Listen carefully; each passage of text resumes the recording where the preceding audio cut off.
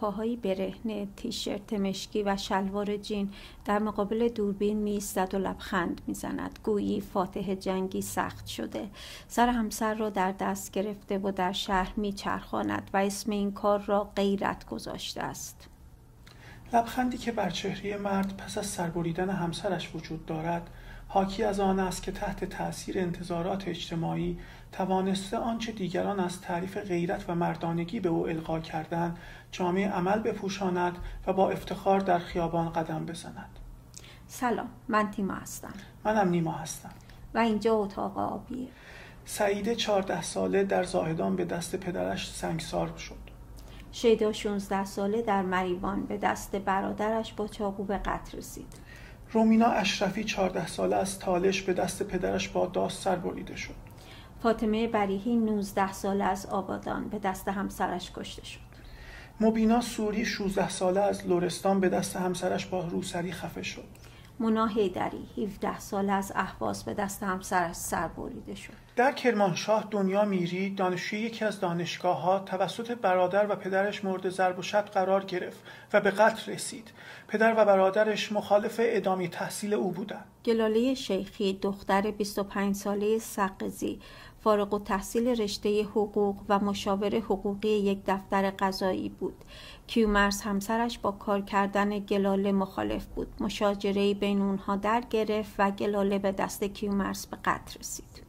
و این لیست همینطور ادامه داره. سالانه 400 قتل ناموسی در ایران اتفاق میفته، یعنی هر روز یک زن به دست همسر، برادران یا پدرش به قتل میرسه. به نظر میرسه دو واژه غیرت و ناموس تبدیل شدن به دو اسلحه مرگبار که بیشترین قربانیاش هم خانوما هستن.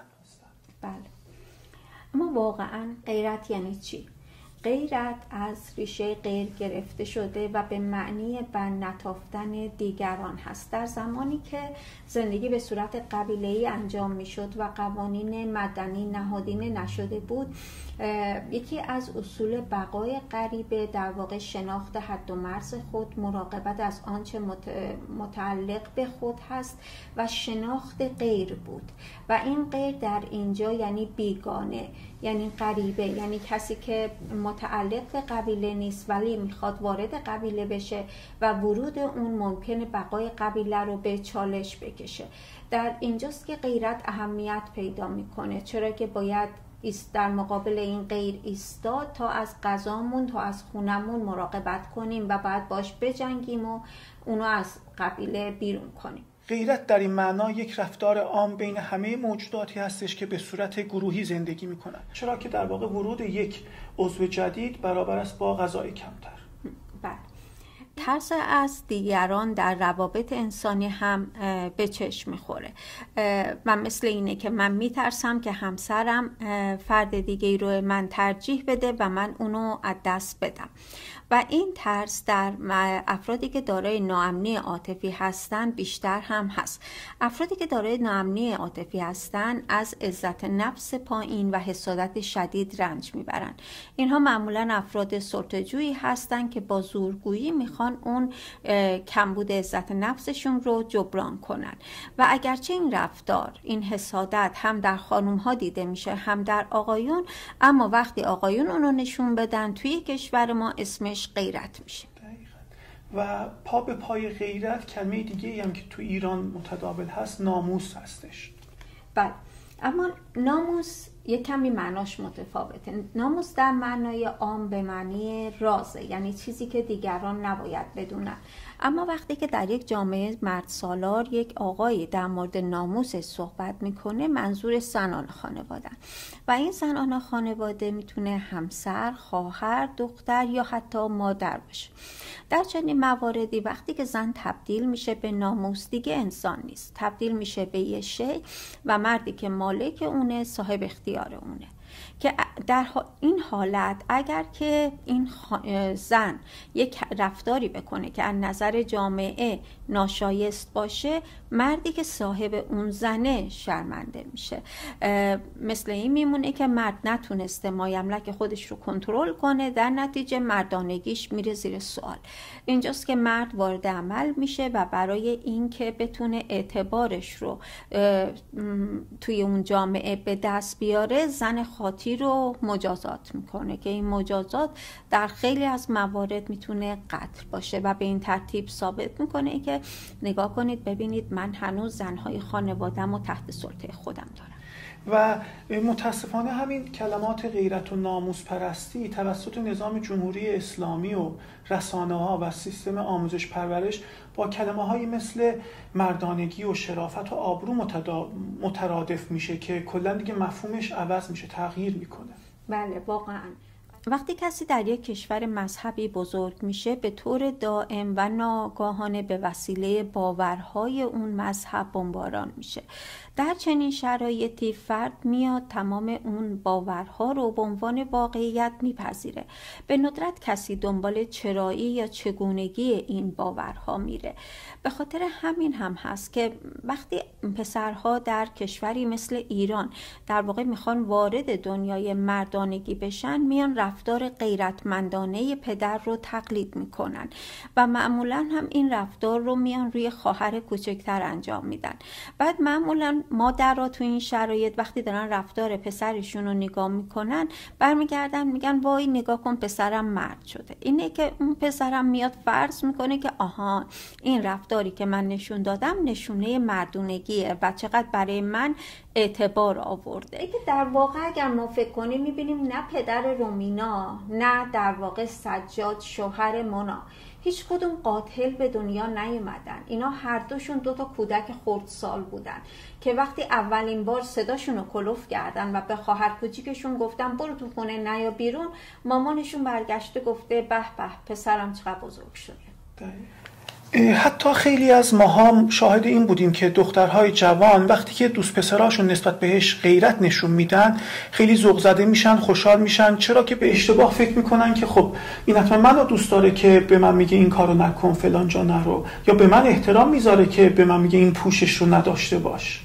خب غلط، 100% غلطه. و درسته که مثلا اول رابطه این قضیه، اولین باری که این آقا برمیگرده یه چیزی میگه این قضیه خیلی کیوت به نظر میاد، اما در ادامه این واقعا گرفتاری ایجاد میکنه و واقعا لازمه ما بدونیم که خب اگر یک مردی ما رو دوست داشته باشه به عقاید ما احترام میذاره، به سلیقه لباس پوشیدن ما احترام میذاره، به انتخابامون احترام میذاره و کلا به ما این حق رو میده که حالا تصمیم‌های متفاوت بگیریم یا فرم متفاوتی لباس بپوشیم.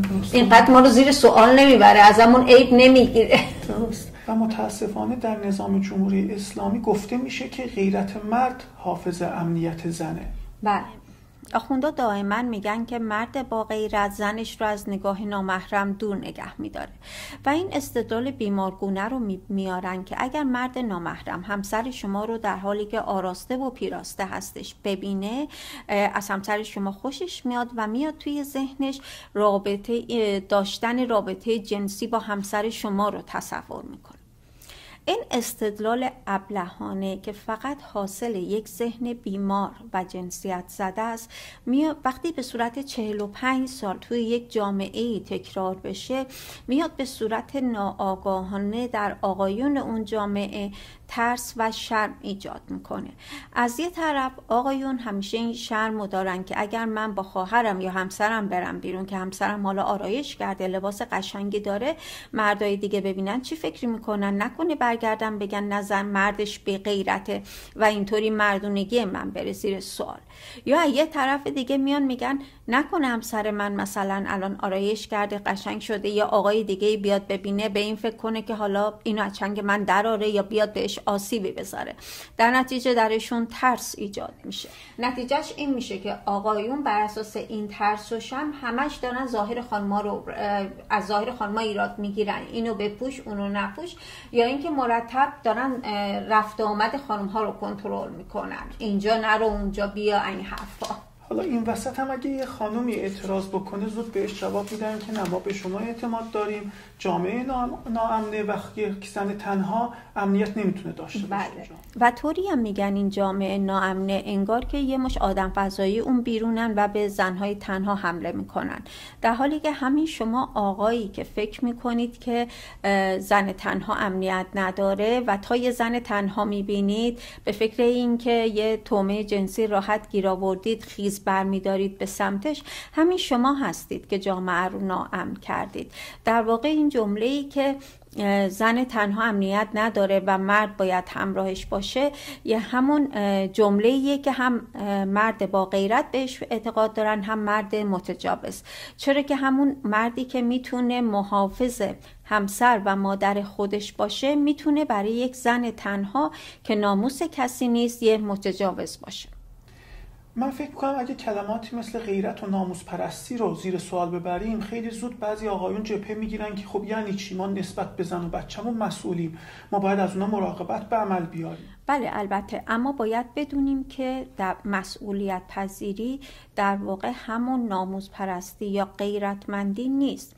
مسئولیت پذیری یک رفتار آگاهانه، هدفمند و منطقیه، در حالی که ناموس پرستی یا غیرتمندی دوتا رفتار هیجانیه و برخواسته از هیجان ترس و شرم و معمولاً هم به صورت خشم بروز میکنه. فردی که مسئولیت پذیره ذهن جنسیت زده نداره، به زنها به عنوان یک انسان نگاه میکنه، نه به عنوان یک شی. پدر یا مادر مسئولیت پذیر به دخترشون نمیگن نرو بیرون، اون بیرون پر گرگه، یا به دخترشون نمیگن با برادرت برو بیرون که مراقبت باشه، بلکه یه پدر مادر مسئول به دخترشون یاد میدن که چطور از خودش مراقبت کنه. یه پدر مادر مسئول به دخترشون نگفتن رو یاد میدن. یه پدر مادر مسئول به دخترشون مرزبندی داشتن رو یاد میدن. یه پدر مادر مسئول به دخترشون یاد میدن که به راحتی به یک غریبه اعتماد نکنه.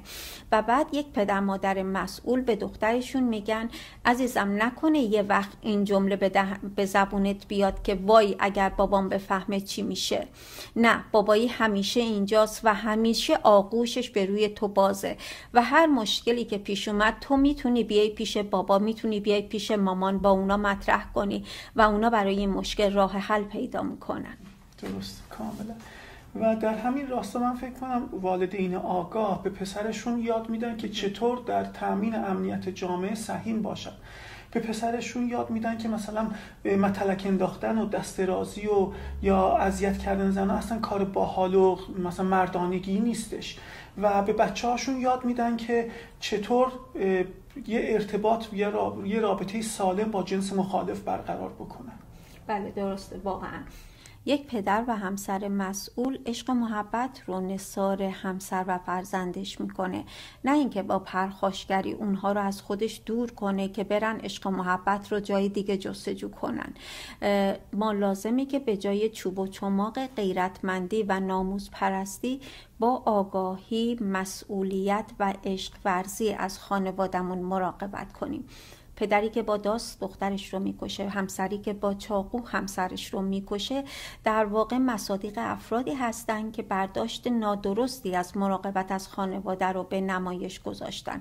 این دو افرادی هستن که نتونستن با عشق و محبت از داشته‌های خود مراقبت کنن. غیرتمندی و ناموس پرستی یه رفتارهای متعصبانه‌ای هستش که همراه با یه ظن و بددلی و بدبینی و شک و تردید همراه هستش و هدفی جز اثبات مردانگی مرد توی خانواده نداره. بله. و واقعا چند زن و دختر دیگه باید خاک بشن تا ما بپذیریم که شکل خوشخیمی از غیرتمندی و ناموس پرستی وجود نداره. با ما باشید. ما در سایر قسمت‌های اتاق آویز در مورد سایر معضلات ممنوعه جامعه ایران صحبت می‌کنیم. ممنون، مرسی. تا بعد.